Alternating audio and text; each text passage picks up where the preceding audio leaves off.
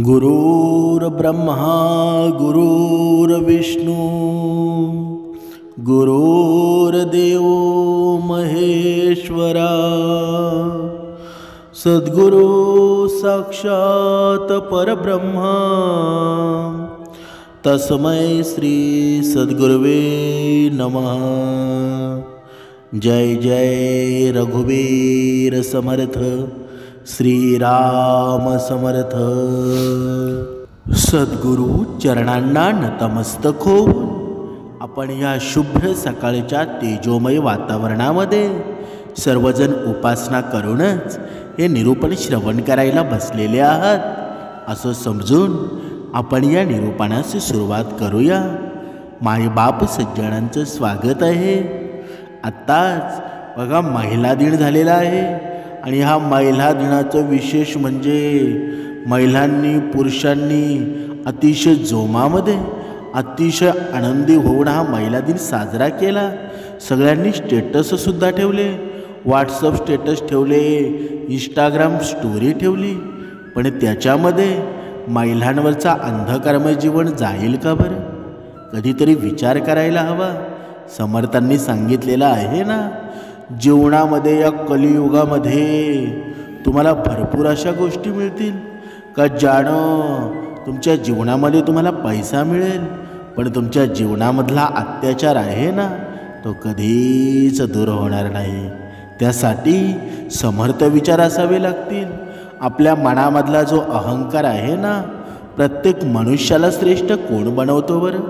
समर्थांनी सांगितलेलं आहे ना, नुसती ग्रंथ संपदा अभंग वेगवेगळ्या ओव्या पाठ असून जमत नाही, तसं कर्तृत्ववान असावं लागतं, तसं कर्माने राहावं लागतं।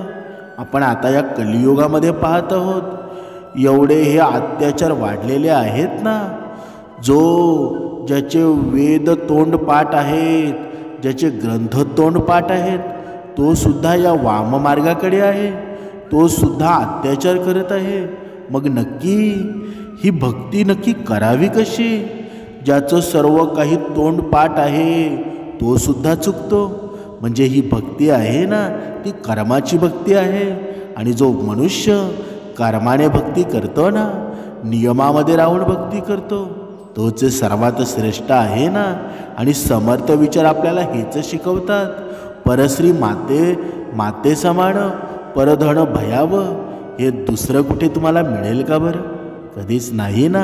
म्हणूनच समर्थांनी सांगितलेलं आहे, जी स्त्री जिचा पती तिच्या सोबत आहे तिचं काही नाही, पण ज्या स्त्रीचा पती वारला असेल, ज्या स्त्रीचा पती मृत्युमुखी झालेला असेल, आता समाजामध्ये तिला विधवा म्हटलं जातं, पण या विधवा या स्त्रीनं नक्की जगावं कसं? तुम्ही कधी विचार जरी केला ना तरी तुमच्या मनामध्ये असे असंख्य विचार निर्माण होतील। जर तिने लग्न करायचं ठरवलं तरीसुद्धा तिला लोक नावं ठेवतात, मग तिने नक्की जगावं तरी कसं? समर्थांनी या स्त्री संबंधात एक सुंदर अशी कथा सांगितलेली आहे। आणि ही कथा आहे ना, जर आपला पती मृत्युमुखी झालेला असेल, पती हयात नसेल, त्या स्त्रीने हे जीवन जगावं कसं? मनुष्यानं जीवनामध्ये जे निर्णय घेतात ना, त्या निर्णयांना सामोरे जावं कसं? या सर्व गोष्टींची उत्तरं आहेत ना या निरूपणामध्ये आपल्याला मिळणार आहेत। बऱ्याच काळापूर्वीची गोष्ट आहे। एक दूरचं गाव होतं, ज्याचं नाव होतं शांतीपूर। हे गाव आहे ना, डोंगर दड्या दाट जंगलांनी वेढलेलं होतं। येथील लोक आहेत ना साधे सरळ होते आणि शेती करून आपला उदरनिर्वाह करत होते। जरी गावाचं नाव शांतीपूर होतं ना, तरी तिथल्या गल्ल्यांमध्ये शांतता कमी होती, पण कटुता एवढी वाढलेली होती ना। बघा, हे गाव अंधश्रद्धा आणि सामाजिक कुप्रथांनी जखडलेलं होतं। गावामध्ये मालती नावाची एक स्त्री राहत होती। मालती विधवा होती। तिच्या पतीच्या मृत्यूला 3 वर्ष झाली होती।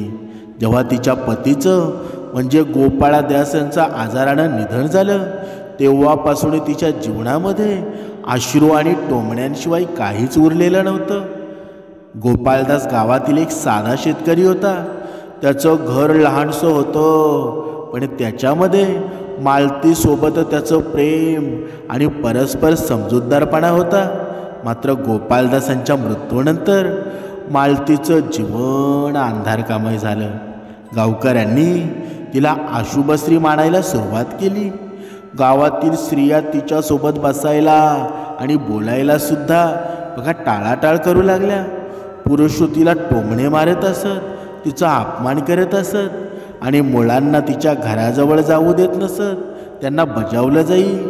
म्हणजे दररोज सकाळी जेव्हा मालती गावातील विहिरीवर पाणी भरायला जायची, तेव्हा स्त्रिया एकमेकींमध्ये कुजबजत असत.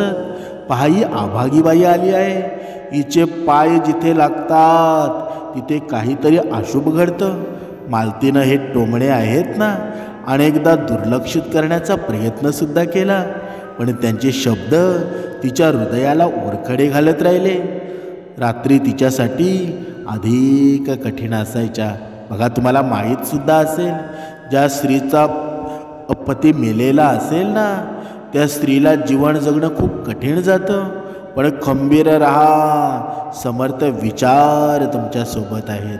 जेव्हा समर्थ विचार तुमच्यासोबत असतील ना, तुम्हाला घाबरण्याची गरज नाही.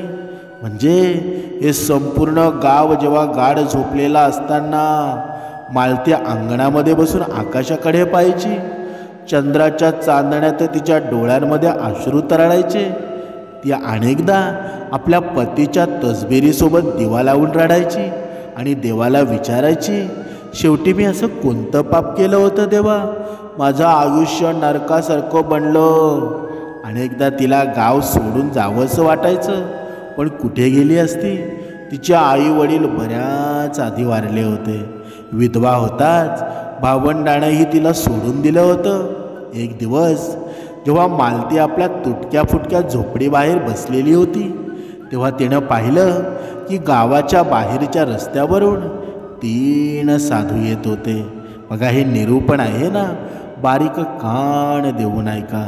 जेव्हा तुम्ही या निरूपणाचं सार तुम्ही घ्याल ना, तेव्हा तुमच्या जीवनात सुद्धा प्रकाश पडल्याशिवाय राहणार नाही.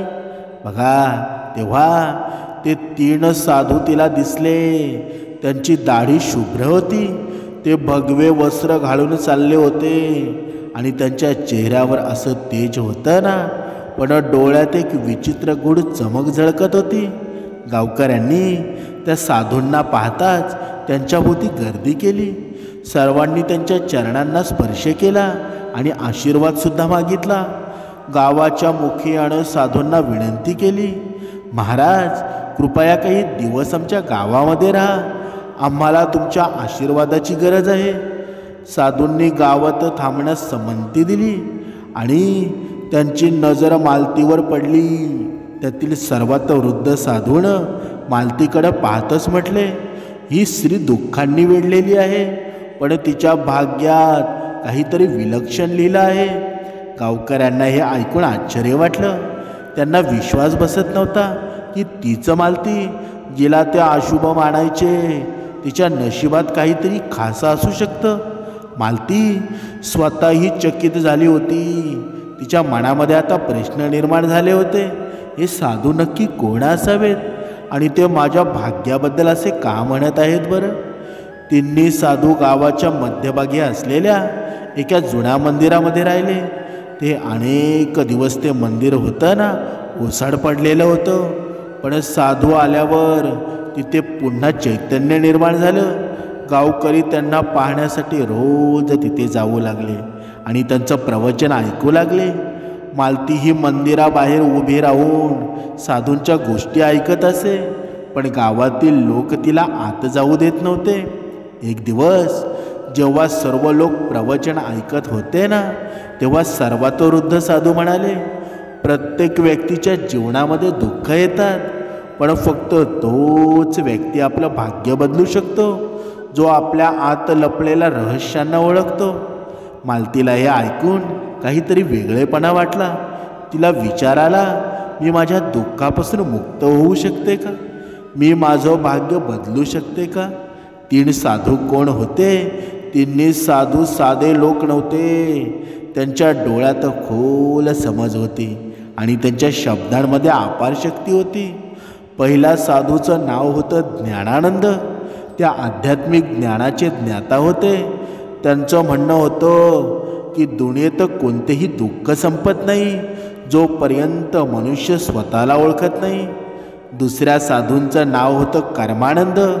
ते कर्माच्या तत्वावर विश्वास ठेवत. त्यांचं म्हणणं होतं की भाग्यापेक्षा केवळ कर्म मोठे असतात. जर कोणाचे जीवन अंधकारमय असेल ना, तर तो केवळ आपल्या कर्मांनीच प्रकाशमय करू शकतो. तिसऱ्या साधूचं नाव होतं ध्यानानंद आणि ते साधना आणि ध्यानाच्या मार्गावर चालत होते. त्यांचं म्हणणं होतं की आत्मा शांत करून मनावर नियंत्रण ठेवून कोणत्याही मनुष्य आपल्या दुःखापासून मुक्त होऊ शकतो. रात्रीच्या वेळी जेव्हा गावकरी आपल्या घरी परत गेले तेव्हा मालती मंदिराच्या जवळ आली. तिला विश्वास बसत नव्हता की तीन साधू खरोखरच तिला भेटू इच्छित होते. जशी ती मंदिराच्या आत पोचली ना, तसे तीन साधू तिच्याकडे पाहू लागले. काही काळ कोणी काहीच बोलले नाही. मग ज्ञानानंद म्हणाले, तू आम्हाला का शोधत आहेस कन्या? मालती थरथरत कापत म्हणाली, मला काहीच समजत नाही. मला फक्त हे जाणून घ्यायचं आहे की माझ्या आयुष्यात इतकं दुःख का आहे? मी कोणाचं काही वाईट केलेलं आहे का? तिनेही साधू हसले. कर्मानंद म्हणाले, या जगात कोणतंही दुःख विनाकारण येत नाही. तू तुझ्या पूर्वजन्मात जे काही केलेलं आहेस ना, त्याचाच परिणाम तुला या जन्मामध्ये मिळाला आहे. पण घाबरू नकोस, कारण प्रत्येक कर्माला नवीन कर्मांनी बदलता येऊ शकतं. मालतीनं डोळ्यात अश्रू आणत विचारलं, मी माझं नशीब बदलू शकते का? ध्यानानंदानं हळू आवाजामध्ये उत्तर दिलं, होय नक्कीच, पण त्यासाठी तुला एक परीक्षा द्यावी लागेल. तू तयार आहेस का? मालतीनं क्षणाचाही विचार न करता उत्तर दिलं, मी तयार आहे. तिनेही साधू एकमेकांकडे पाहू लागले. असं वाटत होतं की काहीतरी रहस्य जाणतात. ज्ञानानंद साधू म्हणाले, मग उद्या सूर्योदय होण्यापूर्वी तू जंगलाच्या जवळ असलेल्या पिंपळाच्या झाडाखाली ये. तिथून तुझ्या प्रवासाची सुरुवात होईल. मालतीला काहीच समजले नाही, पण तिने मान हलवून संमती दिली. पुढच्या दिवशी गावात ही बातमी वाऱ्यासारखी पसरली की तीन साधूंनी मालतीला जंगलात बोलवलेलं आहे.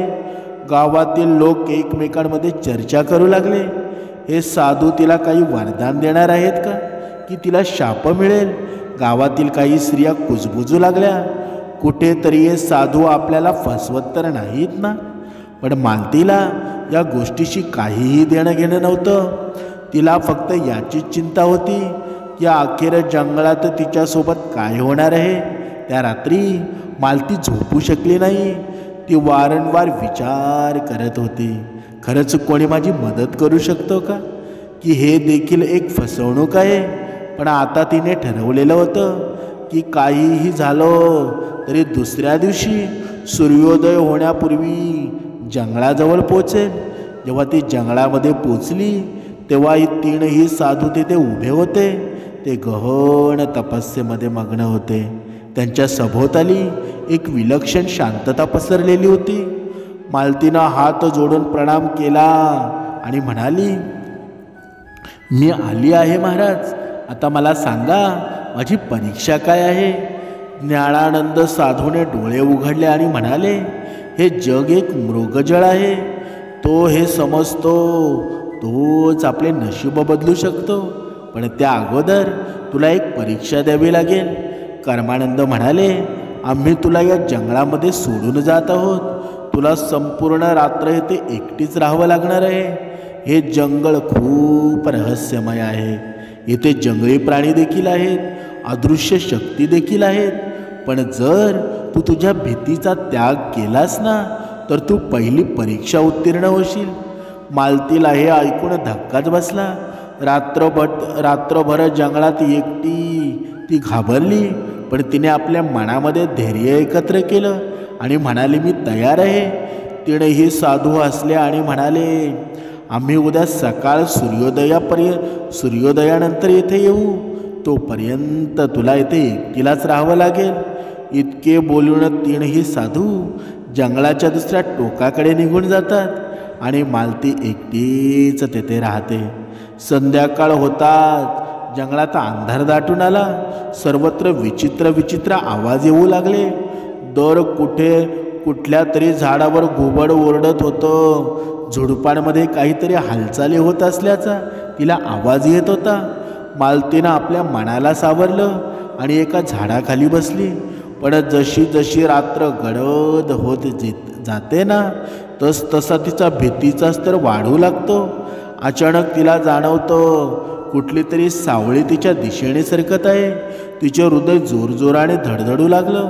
हा कोणता जंगली प्राणी आहे की एखादी भुताटकी आहे? पण तेव्हाच तिला साधूंचे शब्द आठवले, जर तू तुझ्या भीतीचा त्याग केला तर तू पहिली परीक्षा उत्तीर्ण होशील.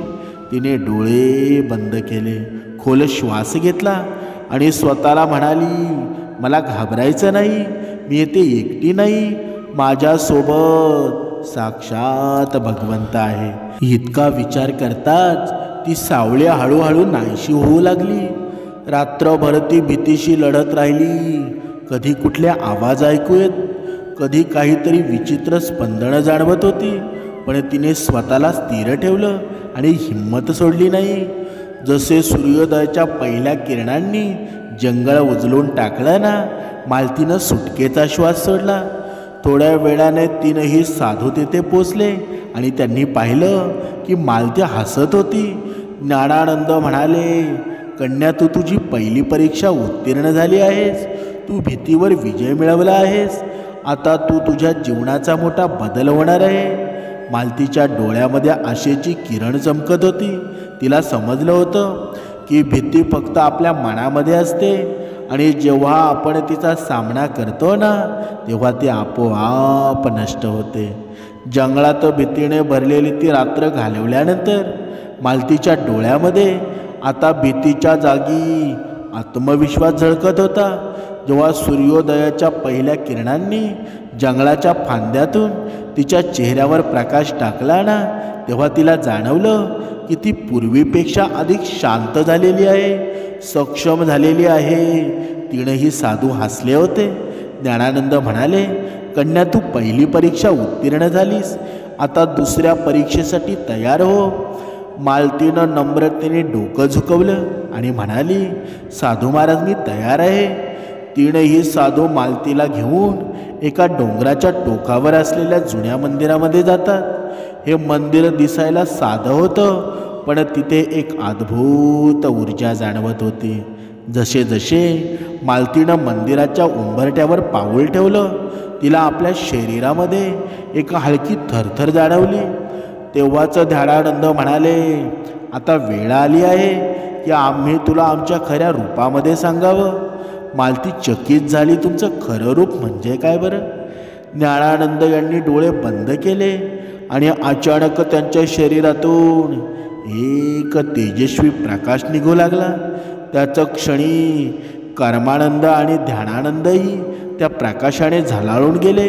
काही क्षणात त्यांच्या समोर सामान्य माणसांऐवजी 3 दिव्य प्राण्यांच्या आकृती उभ्या राहिल्या. ते देवदूत होते. मालती आश्चर्याने पाहत राहिली. तिला काही बोलता येईना. कर्मानंद म्हणाले, आम्ही साधे साधू नाही.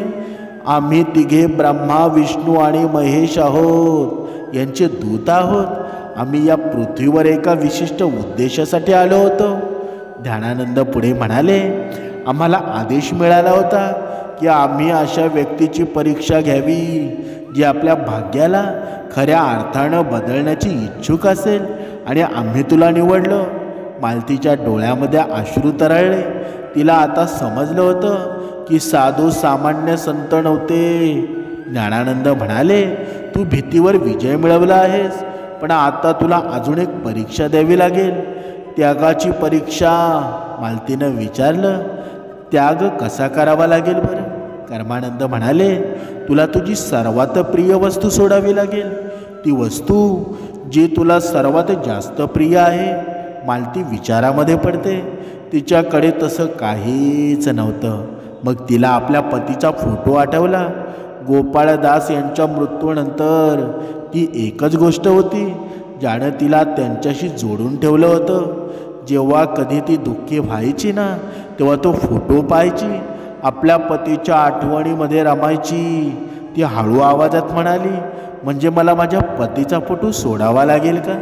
ध्यानानंद म्हणाले, जर तीच तुझी सर्वात प्रिय वस्तू असेल तर नक्कीच, पण लक्षात ठेव, खरा त्याग तोच असतो जो मनापासून केला जातो. जर तू ही परीक्षा द्यायला तयार नसशील ना, तर आम्ही तुला जबरदस्ती करणार नाही. मालतीच्या मनामध्ये संघर्ष सुरू झाला होता. ती आपल्या पतीची शेवटची आठवण सोडू शकते का? तिने काही वेळ विचारसुद्धा केला आणि मग म्हणाली, जर माझं आयुष्य बदलण्यासाठी हे आवश्यक असेल ना, तर मी तयार आहे. तिनेही साधू आनंदाने हसले. तर मग जा आणि तुझी सर्वात प्रिय वस्तू गावाच्या तलावामध्ये प्रवाहित कर. मालती गावामध्ये परत येते आणि आपल्या झोपडीत जाते. तिथे एका जुन्या पेटीत तो फोटो ठेवलेला होता. तिने त्या हातांनी तो फोटो उचलला आणि तलावाच्या दिशेने चालू लागली. गावातील काही लोक तिला असे करताना पाहत होते. एकमेकांना कुजबुजू लागले, ही वेडी झाली आहे का? आपल्या नवऱ्याचा फोटो का फेकून देत आहे? पण मालतीनं त्यांच्या बोलण्याकडे लक्ष दिलं नाही. तिने हळूवार तो फोटो पाण्यामध्ये प्रवाहित केला. जसे फोटो पाण्यात बुडाला, तिला जाणवलं की तिच्या मनावरील सर्व भारही त्या पाण्यामध्ये विलीन झाला होता. आता तिला स्वतःचं मन हलकं वाटू लागलं होतं. जेव्हा ती परत जंगलामध्ये पोचली, तेव्हा तीनही साधू तिथे उभे होते. ज्ञानानंद म्हणाले, कन्या, तू त्यागाची परीक्षा उत्तीर्ण झालीस. आता तू त्या बंधनातून मुक्त झाली आहेस जे तुला भूतकाळाशी जोडून ठेवत होते. मालतीला आता खरोखर वाटू लागलं होतं की तिचं जीवन बदलत आहे. ध्यानानंद म्हणाले, आता तुझी शेवटची आणि सर्वात कठीण परीक्षा उरलेली आहे. मालतीनं डोकं झुकवलं आणि म्हणाली, मी तयार आहे महाराज. मालतीची भीती त्यागाच्या परीक्षा उत्तीर्ण केल्या होत्या. आता ती पूर्वीपेक्षा अधिक मजबूत आणि आत्मविश्वासाने भरलेली होती. पण तिला माहीत नव्हतं ना की तिची सर्वात कठीण परीक्षा अजून बाकी आहे. तीनही साधू मंदिरामध्ये उभे होते. जेव्हा मालती तिथे पोचली, तेव्हा ज्ञानानंद गंभीर स्वरामध्ये म्हणाले, कन्या, आता तुझ्या अंतिम परीक्षेची वेळ आलेली आहे. मालतीनं डोकं झुकून म्हटलं की मी तयार आहे महाराज. ध्यानानंद म्हणाले, ही परीक्षा तुझ्या आत्म्याची परीक्षा आहे. तुला हे सिद्ध करावं लागेल की तू केवळ स्वतःसाठी नाही तर इतरांसाठी जगू शकतेस. मालतीनं आश्चर्यानं विचारलं, मला काय करावं लागेल नक्की? कर्मानंद साधू म्हणाले, गावात एक वृद्ध स्त्री राहते जिला कोणी आधार नाही. ती उपाशी आणि आजारी आहे. तुला तुझं संपूर्ण अन्न आणि तुझी झोपडी तिला द्यावी लागेल आणि नंतर तुला त्या जंगलामध्ये जाऊन 7 दिवस उपवास आणि ध्यान करावं लागेल, अन्न आणि पाणी काहीही न घेता. हे ऐकून मालती स्तब्ध झाली. आपलं घर आणि अन्न सोडून द्यायचं आणि नंतर 7 दिवस उपाशी राहून ध्यान करायचं. ही परीक्षा इतर कोणत्याही परीक्षेपेक्षा अधिक कठीण होती. मालतीच्या डोळ्यामध्ये तिच्या झोपडीचे चित्र उभे राहिलं. ते घर तिचा शेवटचा आधार होता. जर तिने ते सोडलं तर ती कुठे जाईल? पण मग तिला साधूंचे शब्द आठवले, जर तू ही परीक्षा पास झालीस ना, तर तुझे संपूर्ण आयुष्य बदलून जाईल. मालतीनं आपल्या अंतर्मनामध्ये डोकावलं आणि निर्णय घेतला, ठीक आहे महाराज, मी हे करण्यासाठी तयार आहे. मालती गावामध्ये परतली आणि तिनं आपली झोपडी त्या वृद्ध स्त्रीला देऊन टाकली. आपल्या उरलेल्या अन्नाचा देखील त्याग केला आणि गावकऱ्यांना हे पाहून धक्काच बसला. ही काय करत आहे बरं? आपलं सर्व का सोडत आहे? पण मालतीनं कोणाच्या बोलण्याकडे लक्ष दिलं नाही. ती सरळ जंगलाच्या दिशेने निघाली जिथे तिला 7 दिवस ध्यान करायचे होतं. पहिला दिवस सरला. मालतीला खूप भूक लागली, पण तिने आपल्या मनाला भटकू दिला नाही. तिने डोळे मिटून साधूंनी दिलेला मंत्र जपू लागली. दुसऱ्या दिवशी तिला तहानला त्रास देऊ लागली होती, पण तिनं पाण्याची इच्छा देखील त्यागली होती आणि ध्यानात मग्न राहिली. तिसऱ्या दिवशी तिच्या शरीरामध्ये अशक्तपणा जाणवू लागला, पण तिने हार मानली नाही. चौथ्या दिवशी तिला असं वाटलं की आता ती अधिक सहन करू शकत नाही, पण तितक्यात तिला साधूंची वाणी आठवली. खरी शक्ती शरीरामध्ये नसते, तर ती मनामध्ये असते ना. 5व्या आणि 6व्या दिवशी ती पूर्णपणे ध्यानामध्ये विलीन झाली. आता तिला भूक आणि तहान यांची जाणीवही राहिली नव्हती. 7व्या दिवशी जसे सूर्योदय झाला, काहीतरी अद्भुत घडलं. मालतीच्या आत्म्यामध्ये एक नवीन ऊर्जा संचारली. तिला जाणवलं की ती आता एक सामान्य स्त्री राहिली नाही, तर एका दिव्य शक्तीशी जोडली गेलेली आहे. जेव्हा 7वा दिवस पूर्ण झाला ना, तेव्हा 3ही साधू तिच्यासमोर प्रकट झाले. ज्ञानानंद म्हणाले, कन्या, तू तुझी अंतिम परीक्षा देखील उत्तीर्ण झालीस. आता केवळ एक सामान्य विधवा नाहीस, तर एक सशक्त आत्मा बनली आहेस. कर्मानंद म्हणाले, तुझ्या आत आता ती शक्ती आलेली आहे, ज्यामुळं तू केवळ स्वतःचेच नव्हे तर इतरांचे सुद्धा नशीब बदलू शकतेस. ध्यानानंद यांनी हात उचलले आणि म्हणाले, तुला आशीर्वाद देतो की आजपासून तुझं जीवन सुख, शांती, सन्मानानं भरलेलं असेल. मालतीच्या अवतीभोवती एक सोनेरी प्रकाश पसरला. तिने डोळे मिटले आणि जेव्हा उघडले, तेव्हा ती पूर्वीपेक्षा अधिक शांत झालेली होती, सक्षम आणि तेजस्वी वाटत होती. जेव्हा मालती गावामध्ये परतली, तेव्हा गावकऱ्यांना तिला पाहून आश्चर्य वाटलं. आता ती कोणीही तिरस्करणीय विधवा नव्हती. तिच्या चेहऱ्यावर एक दिव्यता होती.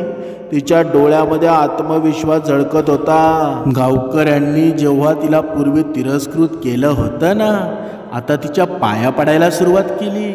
माता, आम्हाला क्षमा कर, आम्ही तुझा अपमान केला होता, पण आता आम्हाला समजलं की तू कोणी सामान्य स्त्री नाहीस.